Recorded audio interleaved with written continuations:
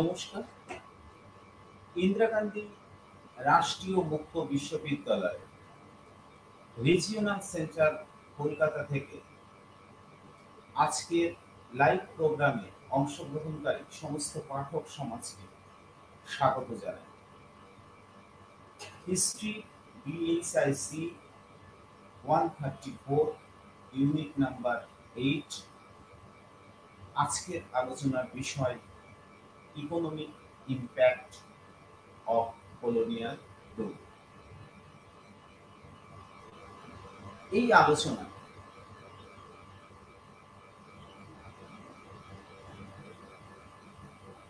ক্ষেত্রে আমরা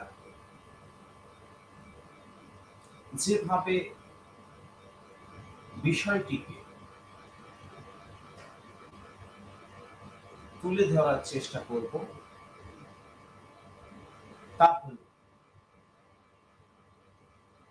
এই পাঠ এককের মাধ্যমে পাঠক সমাজ কি জানতে পারে, অর্থাৎ পাঠ এককের উদ্দেশ্যগত দিক। এই পাঠ এককের মধ্যে দিয়ে ঔপনিবেশিক শাসনের সঙ্গে ভারতবাসীকে কিভাবে সংযুক্ত করা হয়েছিল এবং তার প্রভাব সম্পর্কে আমরা অনুধাবন করার চেষ্টা করব। এই পাঠ এককের মধ্য দিয়ে আমরা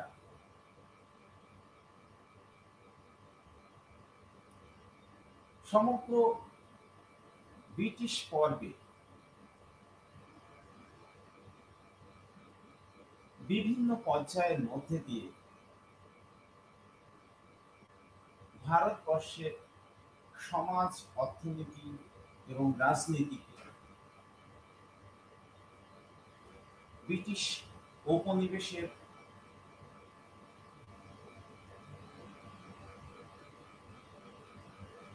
পরিণত করার পর্যায়গুলোকে বোঝার চেষ্টা করব। তার পাশাপাশি আমরা এই পাঠ এককের মধ্য দিয়ে পাঠক সমাজ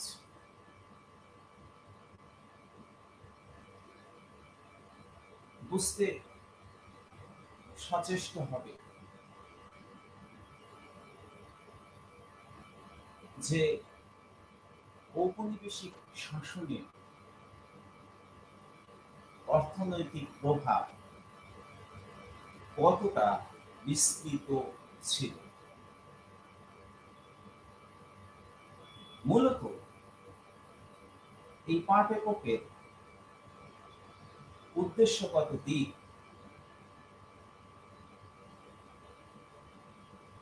এমন, যেখানে ব্রিটিশ শাসন ভারতীয়দের ক্ষেত্রে বা ভারতবর্ষের ক্ষেত্রে কি স্তরে প্রভাব বিস্তার করেছিল এবং সেই প্রভাবের দ্বারা ভারতীয় অর্থনীতি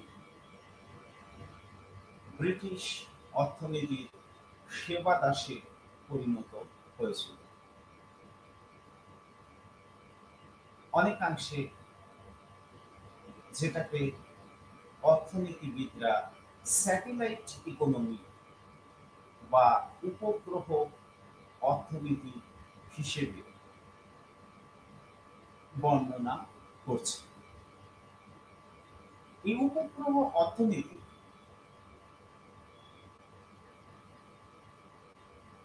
বিষয়টি আমাদের এটা অনুধাবন করার প্রকৃত পক্ষে ব্রিটিশ শাসন পর্বে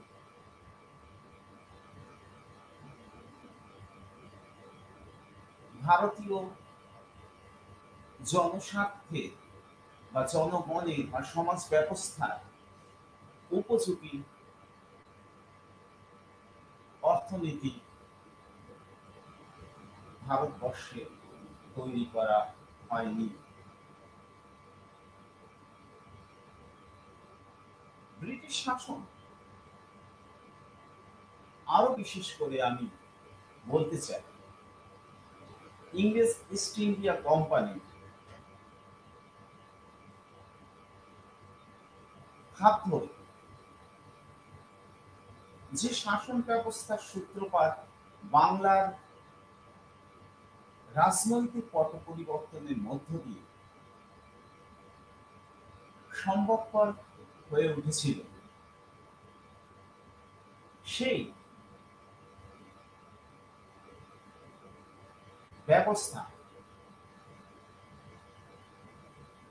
ক্রমাগত ভারতবর্ষকে এমন এক ধরনের অর্থনৈতিক কর্মকাণ্ডের মধ্যে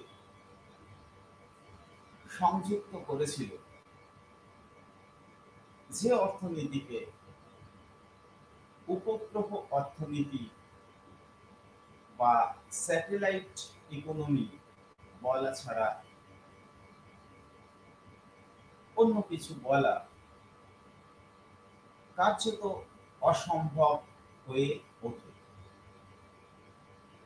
তার কারণ আমাদের মনে রাখতে হবে, ব্রিটিশ শাসনের হাত ধরে ভারতবর্ষের অর্থনীতি ব্রিটেনের সঙ্গে সংযুক্ত হয়ে যায়। ভারতের অর্থনীতি ব্রিটেনের সঙ্গে সংযুক্ত হলেও তা কিন্তু ব্রিটিশ অর্থনীতির মতো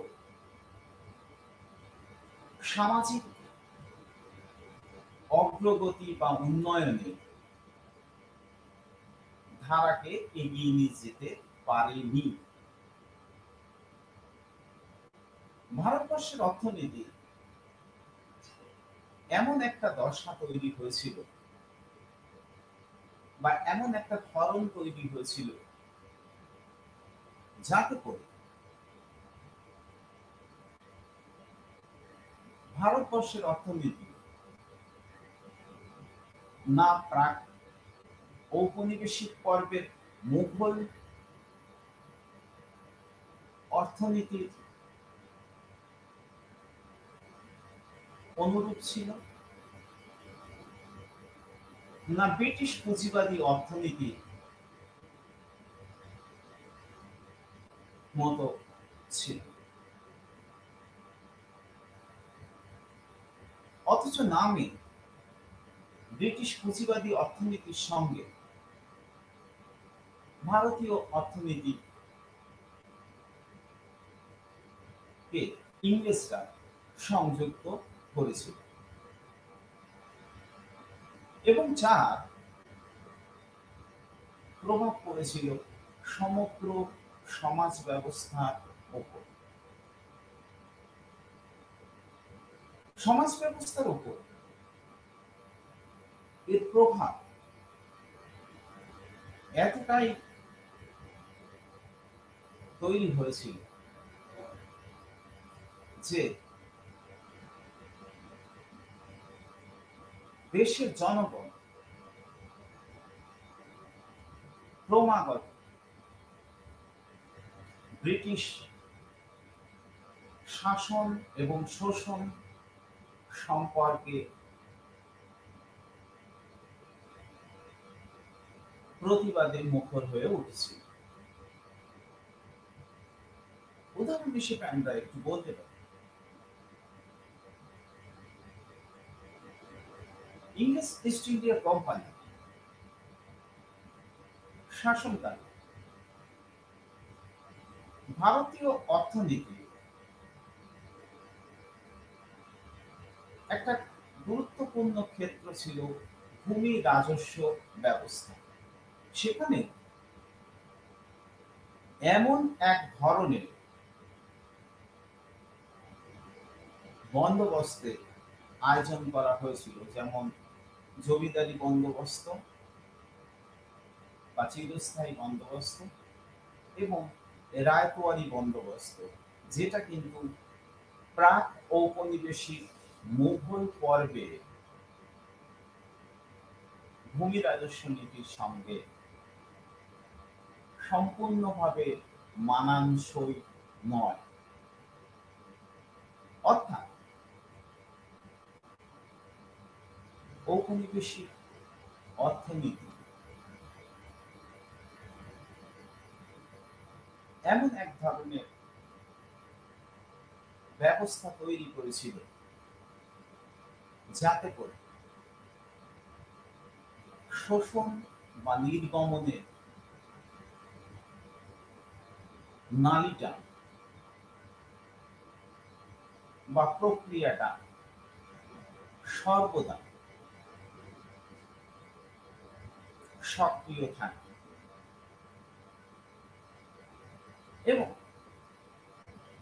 ক্রমাগত এই শোষণের নালী বা নির্গমনের নালী, ইংরেজিতে আমরা যাকে বলছি ড্রেন অফ ওয়েলথ, সম্পদ নির্গমনের প্রক্রিয়া বা নালী, যাতে সক্রিয় থাকে, অনুরূপ অর্থনৈতিক ভাবনা সমগ্র ব্রিটিশ শাসনকাল পর্বে ভারতবর্ষের দিকে তাকালে আমরা লক্ষ্য করি।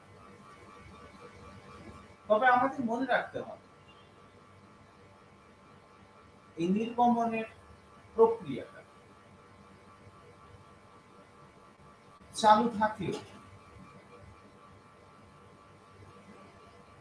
ঔপনিবেশিক শাসন ব্যবস্থা জাঁকিয়ে বসার জন্য বিভিন্ন সময় পর্বে নানান ধরনের পরিবর্তন আনা হয়েছিল ভারতীয় অর্থনীতির ক্ষেত্রে। আমি আমার আলোচনা পরবর্তী ক্ষেত্র হিসেবে দেখার চেষ্টা করব যে কিভাবে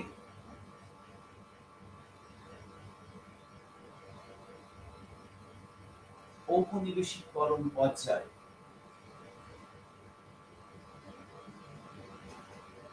এর মধ্য দিয়ে, বিভিন্ন পর্যায়ের মধ্য দিয়ে, ঔপনিবেশিকরণের বিভিন্ন পর্যায়ের মধ্যে দিয়ে ঔপনিবেশিকরণ প্রক্রিয়াটাকে সম্পূর্ণ করা হয়েছিল। প্রথম পর্যায়ের ঔপনিবেশিকরণ প্রক্রিয়া ভারতবর্ষের ক্ষেত্রে আমরা জানি সামান্য সময়ের আগে পরে ইউরোপের বিভিন্ন দেশ থেকে পূর্বদেশীয় বণিক কোম্পানিগুলি বা ট্রেডিং কোম্পানিগুলি পূর্বদেশীয় বাণিজ্যিক কোম্পানিগুলি ভারতবর্ষে ব্যবসা বাণিজ্য করতে এসেছে। ফরাসি, ওলন্দাজ, পর্তুগিজ, ইংরেজ, যারা ভারতবর্ষের বিভিন্ন স্থানকে বেছে নিয়েছিল এবং সেখানে তাদের কর্মকাণ্ড চালু করেছিল।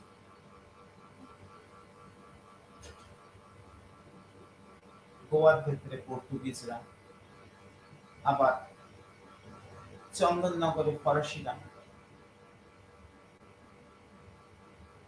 আবার কলকাতাকে কেন্দ্র করে ইংরেজরা। বাংলার ক্ষেত্রে এই রকমের স্থান, আর ভারতবর্ষের ক্ষেত্রে বিভিন্ন স্থানে, আমি যেমন পর্তুগিজদের কথা গোয়ার ক্ষেত্রে বললাম, তারা বাণিজ্যিক স্বার্থকে সামনে রেখে এই সমস্ত স্থানে দুর্গ বা কুঠি নির্মাণ করেছিল।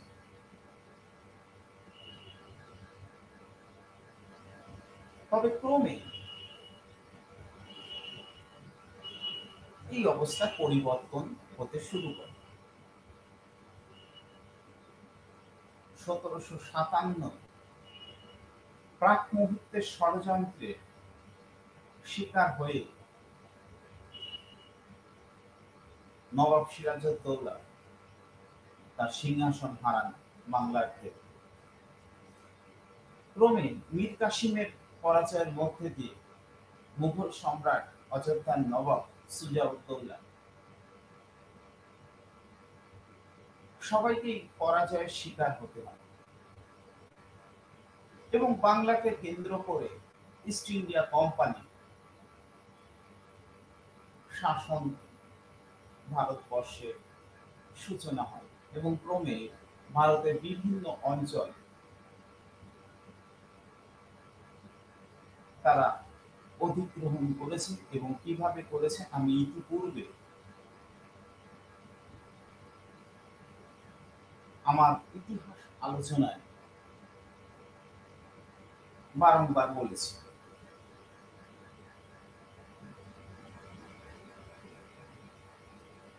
আপনারা সে বিষয়ে অবশ্যই সচেতন আছেন। তবে প্রথম পর্যায়ের ঔপনিবেশিকরণ প্রক্রিয়া, যেটা 1757 থেকে 1813 পর্যন্ত সময় পর্বে সংগঠিত হয়েছিল। এই পর্যায়ে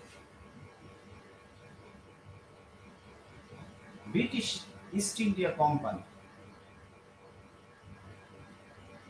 তাদের আধিপত্য ভারতবর্ষে তৈরি করার জন্য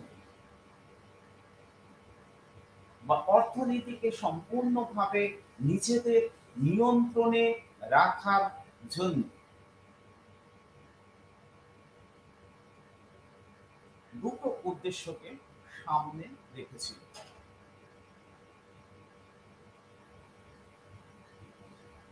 প্রথমত আমি বলবো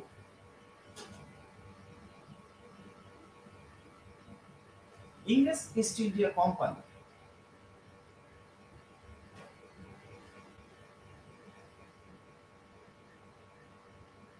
একচেটিয়া কারবারি ব্যবস্থা বা মনোপলি সিস্টেম চালু করার উপরে জোর দিয়েছিল। অর্থাৎ অন্যান্য ইউরোপীয় প্রতিদ্বন্দ্বী বা প্রতিপক্ষকে ভারতীয় বাজার থেকে সরানোর উদ্যোগ তারা গ্রহণ করেছে,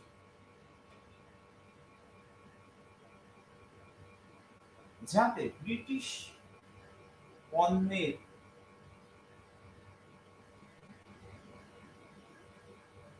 বিক্রির ক্ষেত্রেও একচেটিয়া আধিপত্য তৈরি হয়। আবার ভারত থেকে যে সমস্ত পণ্য সামগ্রী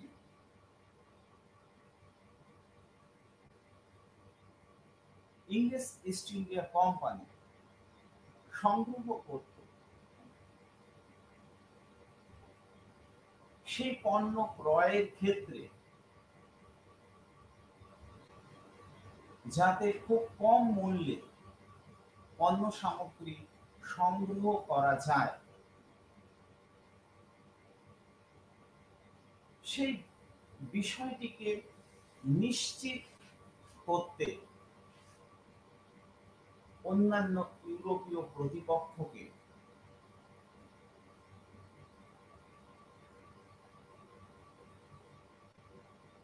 তারা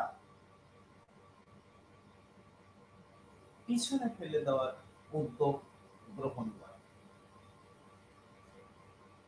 অর্থাৎ একচেটিয়া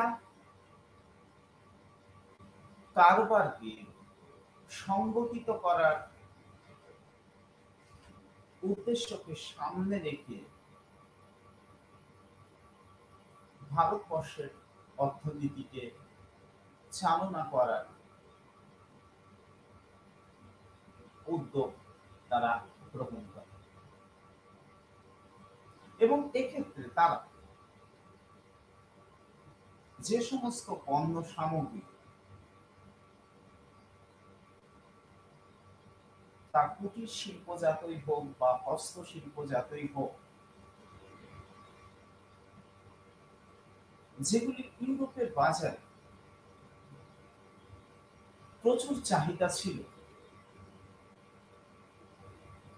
সেই সমস্ত পণ্য সামগ্রীর উৎপাদকদের অগ্রিম অর্থ প্রদানের মাধ্যমে, যেটাকে আমরা বলছি দাবন প্রথার মাধ্যমে বেঁধে ফেলার উদ্যোগ গ্রহণ করে। বিশেষ করে তাঁত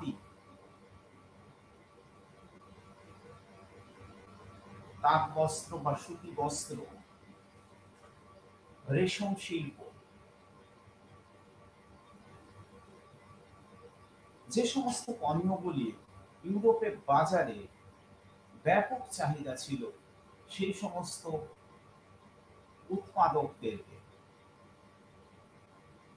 ইস্ট ইন্ডিয়া কোম্পানি তাদের অনুকূলে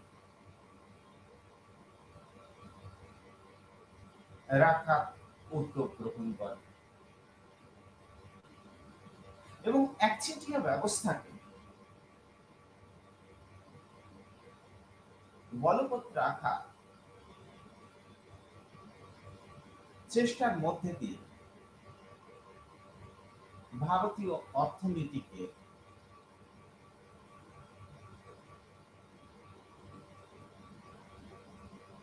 সংযুক্ত করা।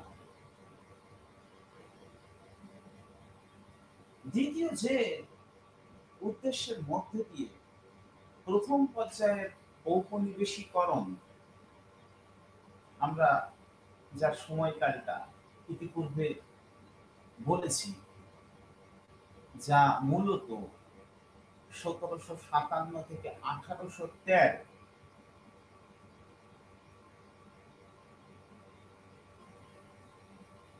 এই সময়কালে ইস্ট ইন্ডিয়া কোম্পানি ঔপনিবেশিকরণের প্রক্রিয়াকে এগিয়ে নিয়ে যেতে গুরুত্বপূর্ণ উদ্যোগ স্বরূপ তারা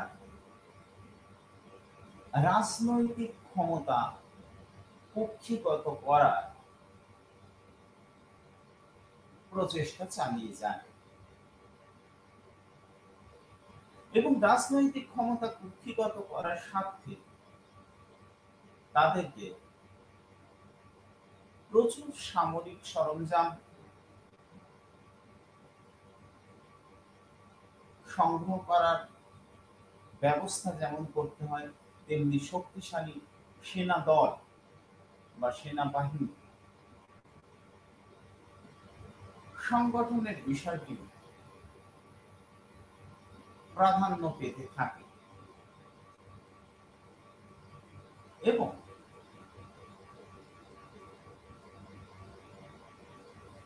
এই কারণে তারা ভূমি রাজস্ব আদায়ের উপর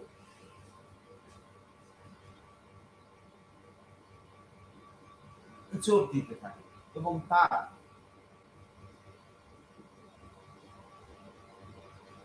ফলশ্রুতি হিসেবে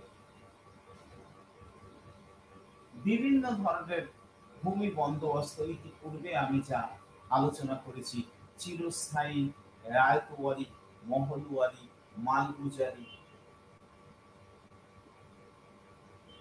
বিভিন্ন ধরনের ভূমি বন্দোবস্তে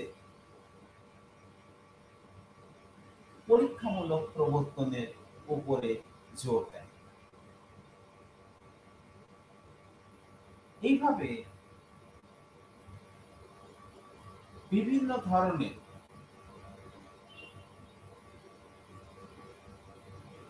উদ্যোগের মধ্য দিয়ে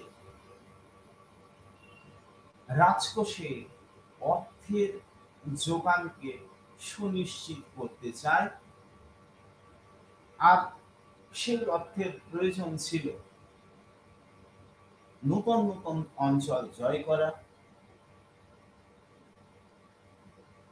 ইস্ট ইন্ডিয়া কোম্পানির বাণিজ্যিক ধারাকে চালিয়ে যাওয়া,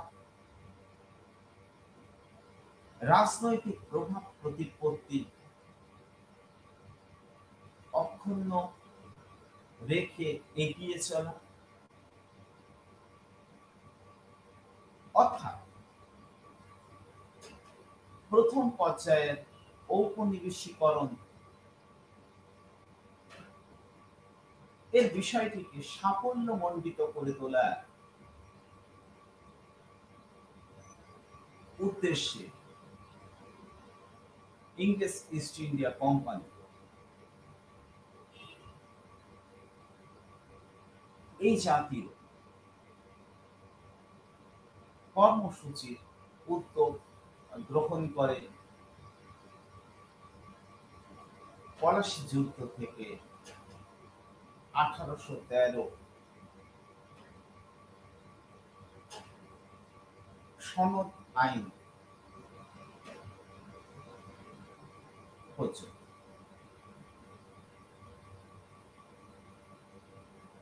আমাদের মনে রাখতে হবে ইংরেজ ইস্ট ইন্ডিয়া কোম্পানি ঔপনিবেশিকরণের এই প্রথম পর্যায়ে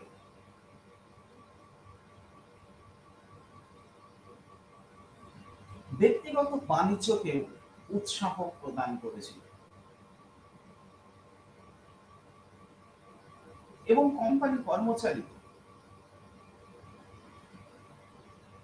ব্যক্তিগত বাণিজ্যিক কাজকর্মকে একচেটিয়া আধিপত্য কায়েম করার স্বার্থেই দেখেছিল। মনোপলি সিস্টেম বা একচেটিয়া কারবারি ব্যবস্থা প্রথম পর্যায়ের ঔপনিবেশিকরণের মধ্যে লক্ষ্য করা যায় এবং খুব সচেতন ভাবে ইস্ট ইন্ডিয়া কোম্পানি এই কর্ম প্রক্রিয়াকে এগিয়ে চলেছে। তবে পাশাপাশি আমাদের এটাও মনে রাখতে হবে যে ইস্ট ইন্ডিয়া কোম্পানি মনোপলি সিস্টেমকে একচেটিয়া কারবারকে এগিয়ে নিয়ে যাওয়ার স্বার্থে যেমন তার ইউরোপীয় প্রতিপক্ষ চাননি, তেমনি আমাদের দেশীয় বণিক গোষ্ঠীর পক্ষ থেকে কোন রকম প্রতিরোধ তাদের সামনে আসুক, যাতে করে তাদের ব্যবসা বাণিজ্য বিঘ্নিত হয়, তেমনটা তারা আশা করেন। এবং সেই অনুরূপী ভারতের কুটির হস্তশিল্পের উৎপাদকরা ইংরেজ ইস্ট ইন্ডিয়া কোম্পানি সহযোগী হয়ে ওঠে এবং ভারত ক্রমাগত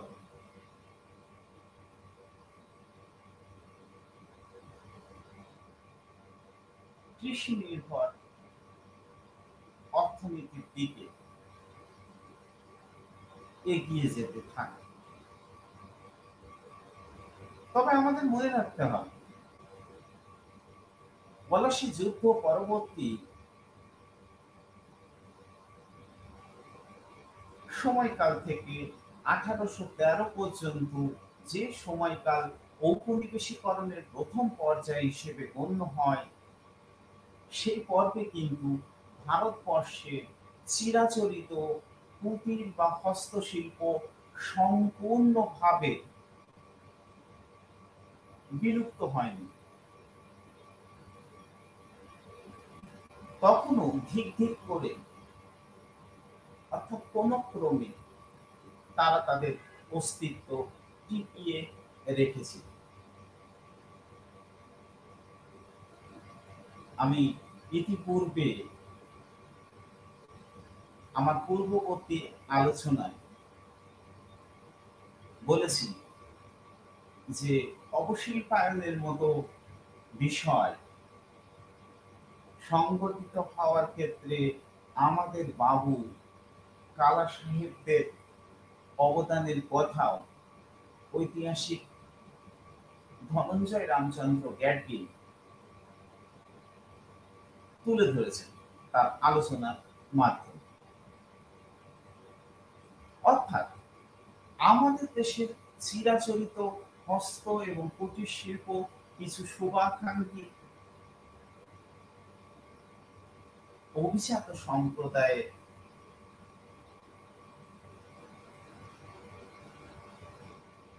পছন্দের থেকে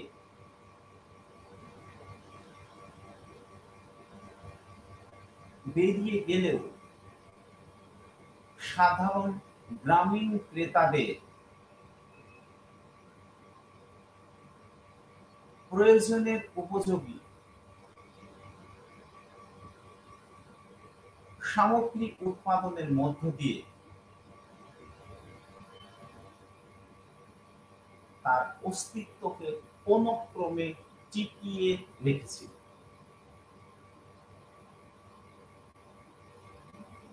কাজে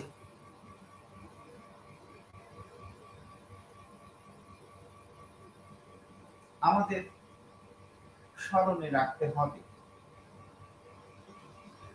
প্রথম পর্যায়ের ঔপনিবেশিকরণ সম্পূর্ণভাবে ব্রিটিশ ইস্ট ইন্ডিয়া কোম্পানির একচেটিয়া বাণিজ্যিক আধিপত্যবাদের মধ্য দিয়ে বা উদ্দেশ্যকে সামনে রেখে সম্পূর্ণ হয়েছিল।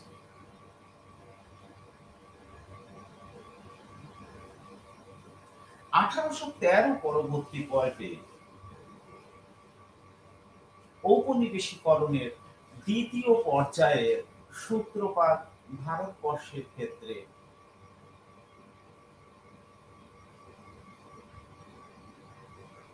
তৈরি,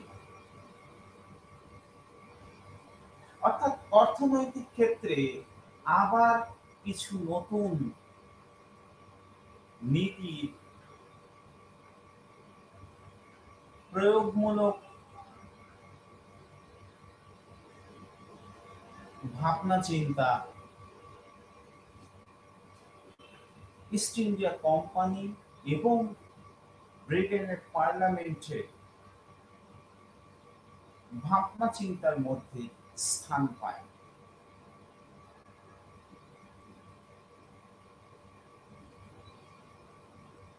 এবং এই পর্বের অর্থনৈতিক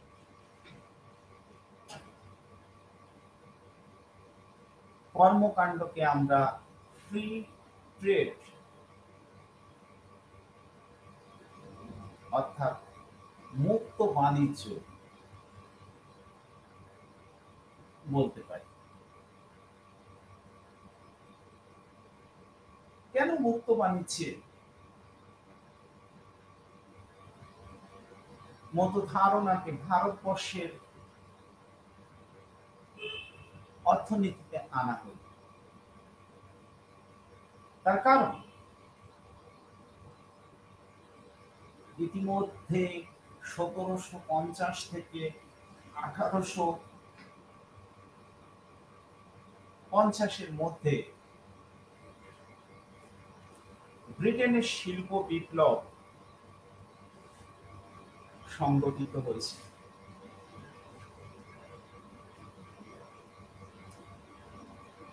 ইস্ট ইন্ডিয়া কোম্পানি ছাড়াও অন্যান্য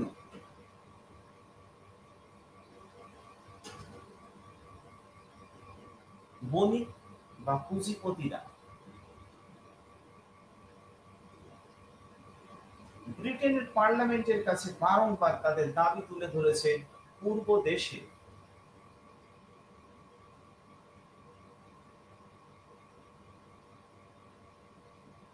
ব্রিটেনের উৎপাদিত শিল্প সামগ্রীর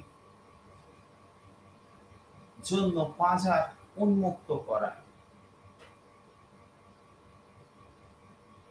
ফলে দেশের অসংখ্য পুঁজিপতি বণিক গোষ্ঠী দাবিকে সামনে রেখে ব্রিটেনের পার্লামেন্ট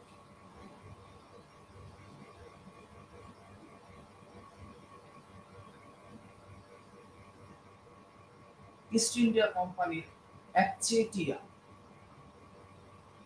আধিপত্যের বিষয়টিকে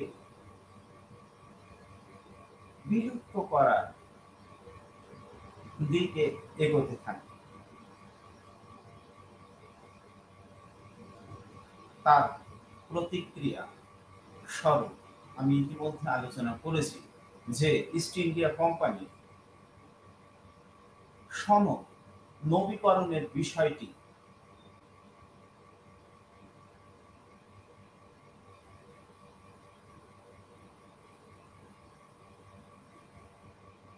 কার্যকরী করা হয়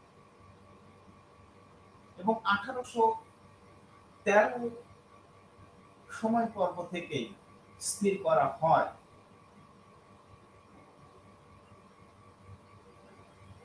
20 বা 20 বছর পর পর সনদ নবীকরণ এর বিষয়টি ব্রিটেনের পার্লামেন্ট ভেবে দেয়, যে কারণে 1813 পর 1833-এর সনদ নবীকরণ চুক্তি, তারপর 1853-54 সনদ নবীকরণ চুক্তি করা 20 বছর অন্তর। তারপরে অবশ্য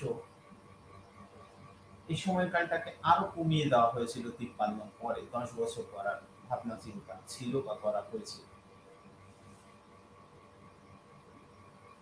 কিন্তু এই পর্বে মুক্ত বাণিজ্যের ধারণাকে সামনে আনা হয়েছে। তাতে করে কি ভারতবর্ষের সাধারণ মানুষের উন্নতি সম্ভবপর হয়েছিল? অবশ্যই না। তার কারণ ব্রিটিশ পণ্য সামগ্রী যাতে কোনো অবস্থায়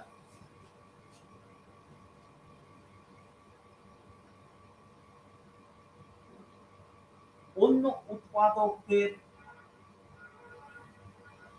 চ্যালেঞ্জের মুখে না পড়ে, সেই জন্য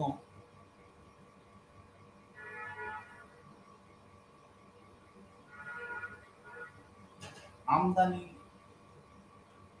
রপ্তানি শুল্ককে ভীষণভাবে হ্রাস করা হয়েছিল ভারতবর্ষের ক্ষেত্রে।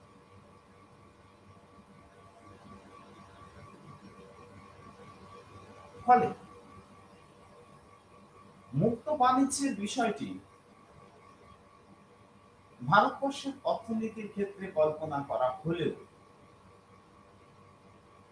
তার সুযোগ কিন্তু ভারতীয় দেশীয় বণিক গোষ্ঠীও যেমন পায়নি, তেমনি ইউরোপীয় অন্যান্য বণিক গোষ্ঠী যারা পূর্ব দেশে বাণিজ্যের সঙ্গে কম বেশি যুক্ত তখনও পর্যন্ত ছিল, তারাও পায়নি। সমস্তটাই ব্রিটিশ ইস্ট ইন্ডিয়া কোম্পানি এবং ইংল্যান্ডের অন্যান্য বণিক গোষ্ঠীর অনুকূলে রাখা হয়েছিল। ফলে এই পর্যায়ে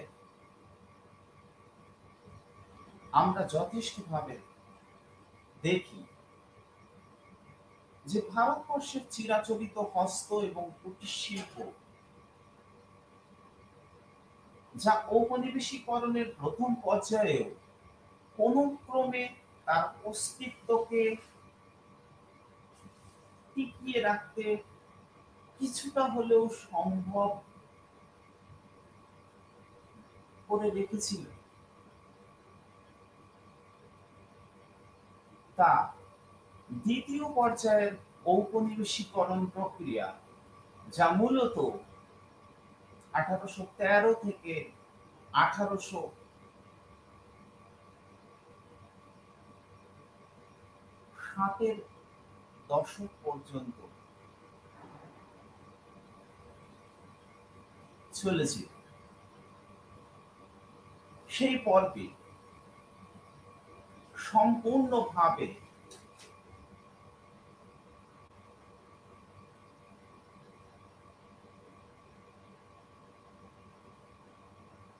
তার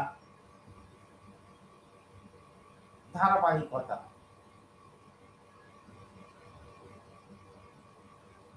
চালিয়ে গিয়েছে।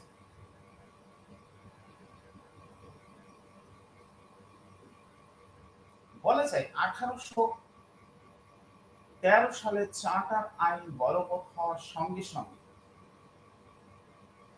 ঔপনিবেশিকরণের চূড়ান্ত পর্যায় শুরু হয়। অর্থাৎ দ্বিতীয় পর্যায়ের ঔপনিবেশিকরণ ছিল ঔপনিবেশিকরণের একেবারে চূড়ান্ত পর্ব, যে চূড়ান্ত পর্বে বাণিজ্য প্রাধান্যবাদ থেকে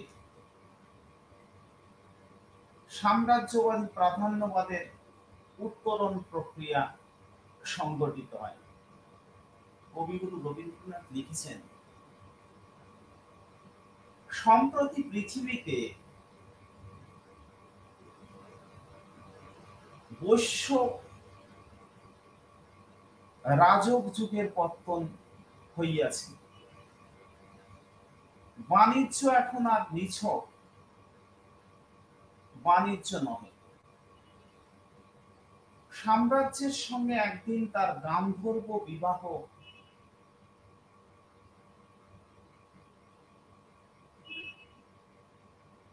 ঘটিয়া গিয়েছে। আরো অনেক কিছু বলেছেন।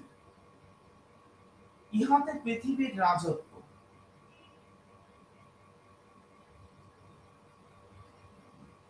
ইতিহাসে এক নতুন কাণ্ড ঘটিয়া গিয়েছে।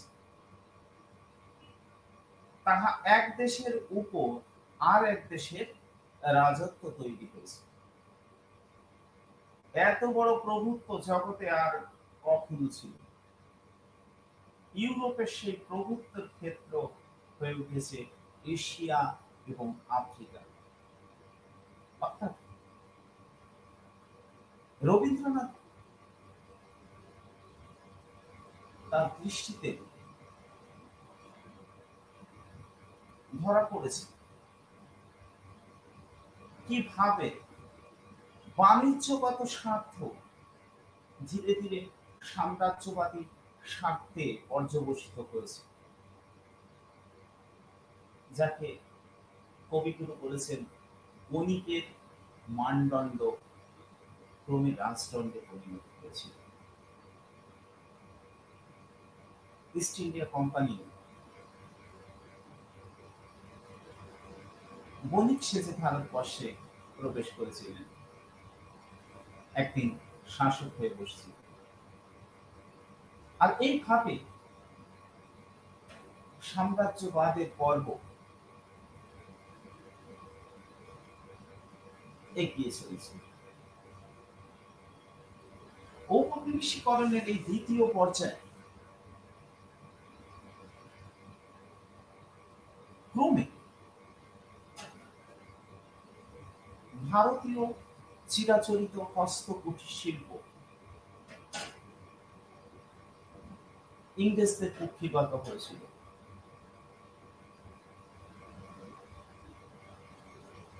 বাণিজ্যিক ব্যবস্থাটা সম্পূর্ণভাবে ইউরোপে, বিশেষ করে একটি দেশে ইংল্যান্ডে নিয়ন্ত্রণে এসেছিল এবং ক্রমাগত নতুন নতুন অঞ্চলকে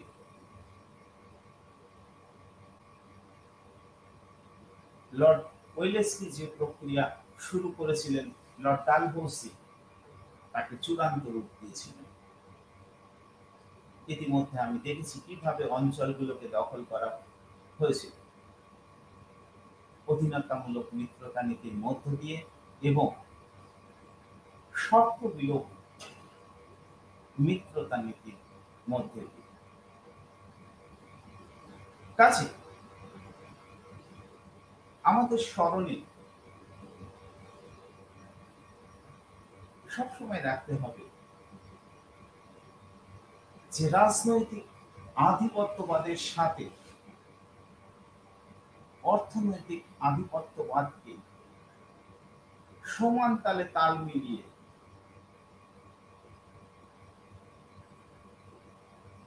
চলতে হয়েছিল। আর সেই চালনার কারিগর হয়েছিলেন ভারতবর্ষের ক্ষেত্রে ইংরেজরা। কাজে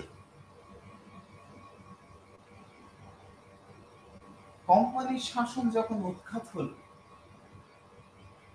তখন ভারতীয়রা নতুন করে আশার আলো খুঁজে পাওয়ার চেষ্টা করেছিল মহারানীর শাসনের মধ্যে, কিন্তু তাও ছিল সেই একই নির্গমনের নালী, অর্থাৎ পুরনো সুরা নতুন বোতলে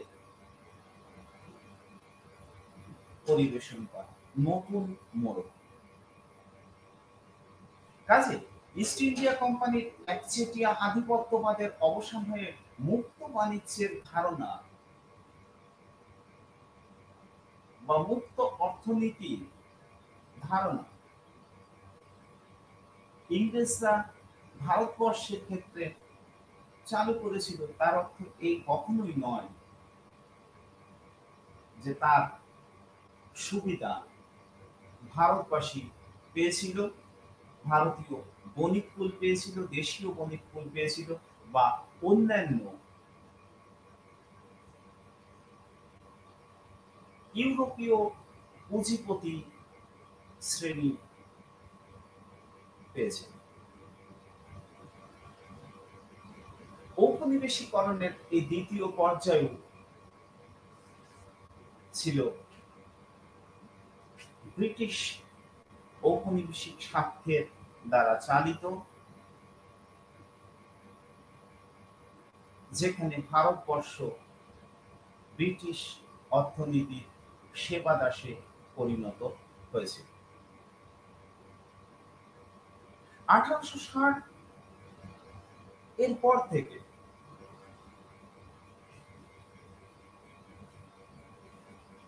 স্বাধীনতা সময়কাল পর্যন্ত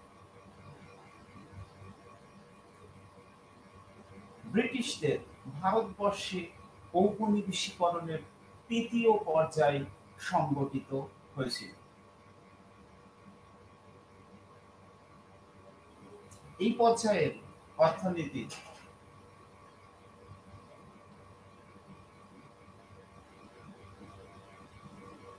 ক্ষেত্রে মুক্ত বাণিজ্যের ধারণা সংযুক্ত রাখা হয়েছে।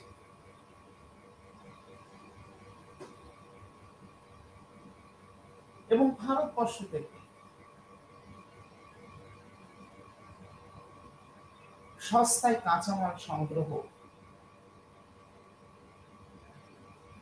করার উদ্যোগ দ্বিতীয় পর্যায়ে অর্থনীতির ক্ষেত্রেও যেমন চালু ছিল, প্রথম পর্যায়ের ঔপনিবেশিকরণ এর মধ্যেও চালু ছিল, এমনকি তৃতীয় পর্যায়ের ঔপনিবেশিকরণের মধ্যেও চালু রাখা হয়েছিল। তবে মুক্ত বাণিজ্যের এই পর্বে ভারতবর্ষে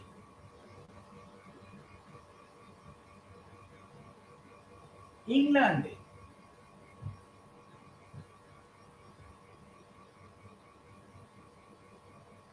পুঁজিপতিদের যাতে কোনো প্রকার প্রতিযোগিতার মধ্যে না ফেলে দেওয়া হয়, তার জন্য কিছু শিল্প উদ্যোগ গ্রহণ করা হয়েছিল।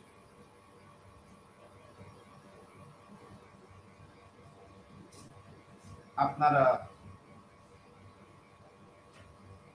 পূর্ব ভারতের ক্ষেত্রে পাট শিল্পের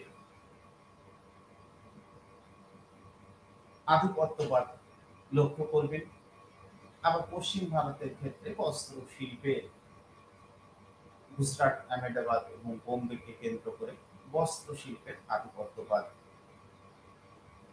1850-এর পর থেকে যে ধীরে ধীরে ক্রমশিল্পায়ন প্রক্রিয়া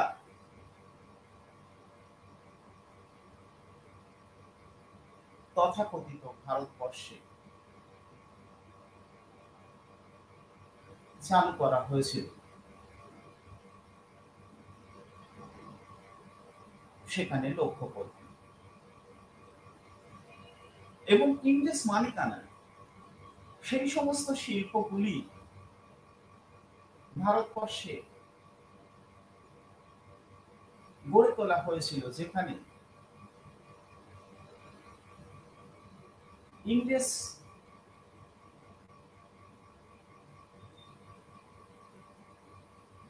স্বদেশের কোম্পানিগুলিকে প্রতিযোগিতায় না পড়তে হয়। ভারতবর্ষের মতো বৃহত্তর বাজারকে তারা কোনো অবস্থাতে হারাতে চায়নি। এবং এই পর্বে নতুন নতুন শহর গড়ে তোলার উদ্যোগ নেওয়া হয় এবং শহরের বসতি বৃদ্ধি পেতে থাকে। জনসংখ্যার বৃদ্ধির সঙ্গে সঙ্গে বাজার সম্প্রসারিত হয় এবং সেই বাজারকে উৎপাদিত পণ্য সামগ্রীর মাধ্যমে সমৃদ্ধ করার উদ্যোগ ব্রিটিশ শাসকরা গ্রহণ করে। এবং এই পর্বে বাগিচা শিল্প ইংরেজ মালিকানায় যথেষ্টভাবে বৃদ্ধি পেতে থাকে।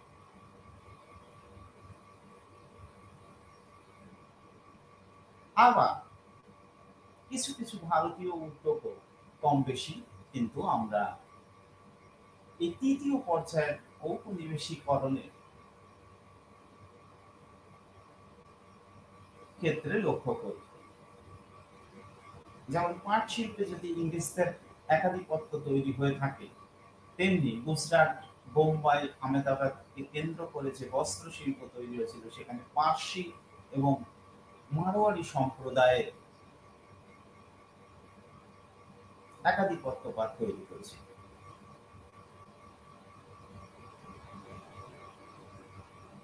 কাজে তৃতীয় পর্যায়ের ঔপনিবেশিকরণ প্রক্রিয়া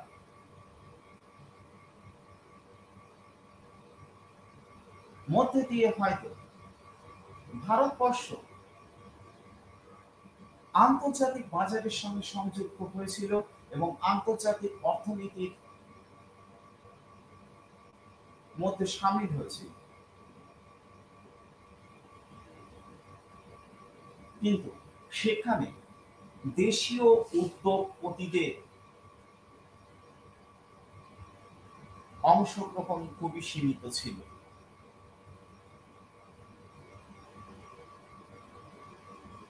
খুব সীমিত উদ্যোগ লৌহ বা আয়রন ইন্ডাস্ট্রির ক্ষেত্রে আপনারা দেখতে পাবেন।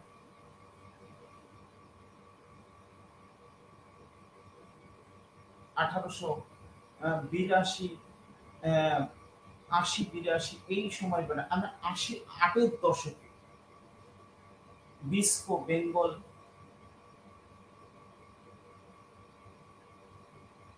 আয়রন অ্যান্ড স্টিল কোম্পানি এবং 1907 সালে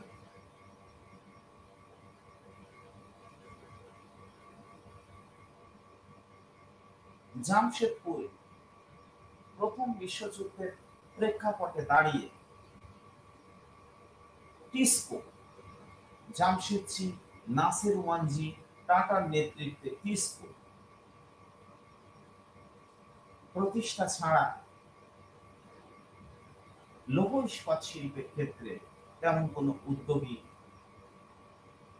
ভারতীয়দের পক্ষ থেকে লক্ষ্য করা যায় না। আমি ইতিমধ্যে বলেছি পাট শিল্পের নিয়ন্ত্রণ সম্পূর্ণভাবে ইউরোপীয়দের মালিকানাধীন ছিল। ইউরোপীয় পুঁজির বিনিয়োগ বস্ত্র শিল্পে সে অর্থে হয়নি, তার কারণ ম্যানচেস্টার শিল্প যাতে ক্ষতিগ্রস্ত না হয়, কাঁচ, জাহাজ এই সমস্ত শিল্পেও বিদেশি পুঁজি বা বিনিয়োগকারীদের আরো পরিষ্কার করে বললে ইংল্যান্ডের একাধিপত্য তৈরি হয়। আর এই পর্বে মুক্ত বাণিজ্য বা অবাধ বাণিজ্যের উদ্যোগটা ভারতবর্ষের ক্ষেত্রে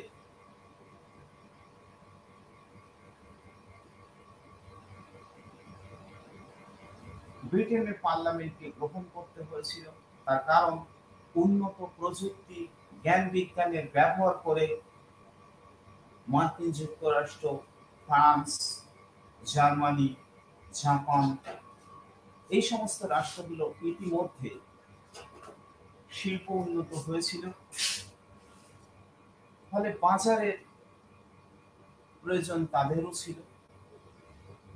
সব মিলিয়ে আন্তর্জাতিক দুনিয়ার কাছে ইংল্যান্ডে